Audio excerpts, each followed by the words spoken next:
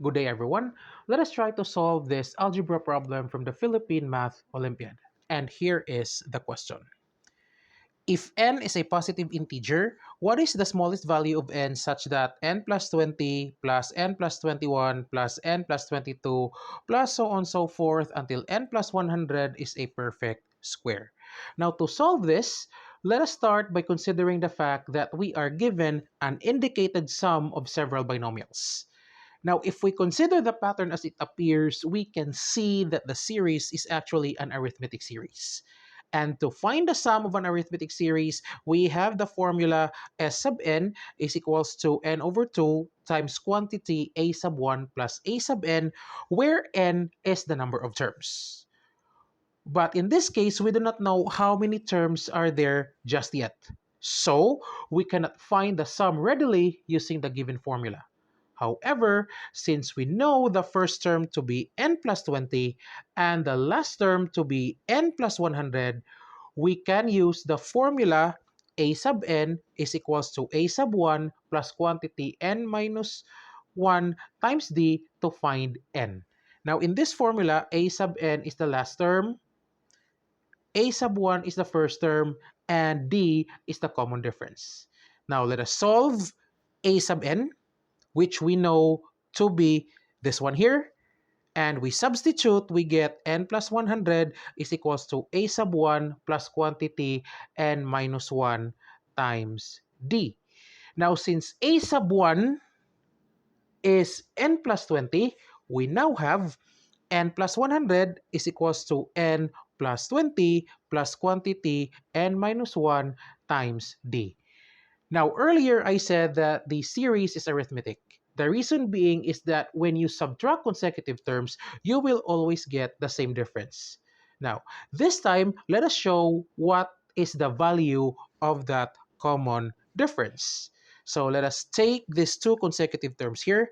Let's have n plus 21 plus n plus 22. Then we subtract. The result is 1. So that is now our common difference. We replace it to the value of d in the formula. So that's why we now have this one. Now that we have the value for d, we can now solve for n. So first, we eliminate these n's here. So you will now have this one. 100 is equals to 20 plus n minus 1. Simplifying the right side, we have 100 equals 19 plus n. Finally, solving for n, we have 81 equals n. So the value of n is 81. That means there are 81 terms in the series. Now that we have already the value for n, we can use the series formula here, this one, to find what we are asked. So substituting the values accordingly, we have 81 over 2 because the n is 81. Then a sub 1 is n plus 20. A sub n is equals to n plus 100.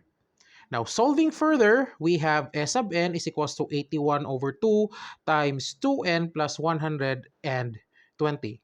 Now, this now will become 81 over 2 times 2. We take out the 2 from 2n plus 120 times quantity n plus 60.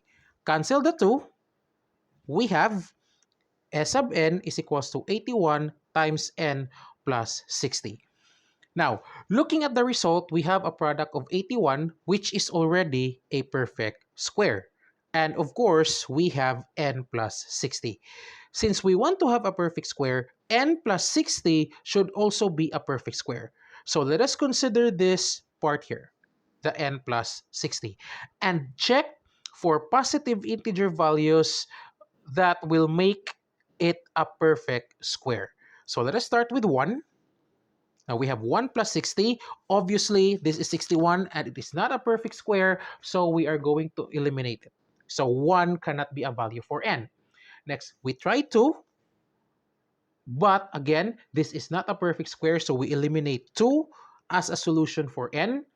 The same will appear if we try 3, because that is not a perfect square, so we eliminate this one.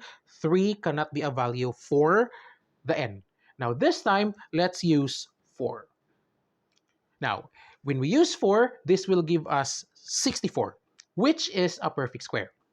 Since this is the smallest positive integer that gave a perfect square number, we take this as our answer. So the value of n is equals to 4, and this is now the answer, and the problem is solved. So that's it for this video. Please don't forget to like and subscribe to our channel for more algebra problems. Thank you so much. Enjoy learning.